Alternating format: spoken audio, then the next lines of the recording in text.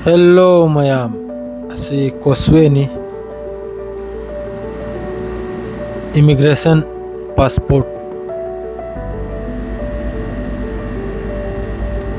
ay adum matungda innara talap sinabu signal ni sidagi manung adum sangjal gadawrum ni immigration passport stamping ama tawbugi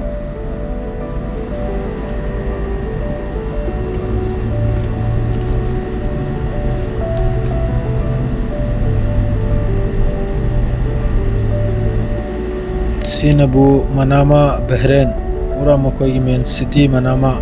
yam sathina fajai hotel na hotel matrai di office na office loina si office ka hotel ga adungang tani siwai se airport salim ni taw mayam sina Bahrain International Airport fazedra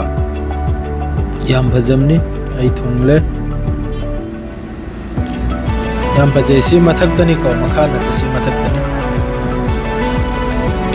departure na si arrival makha tani zamni ma enjoy adum to biro video si mayam na share ga dum swa sira loi jara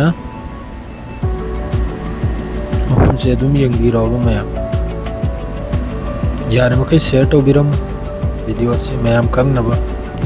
Bahrain airport se sumta wi habse.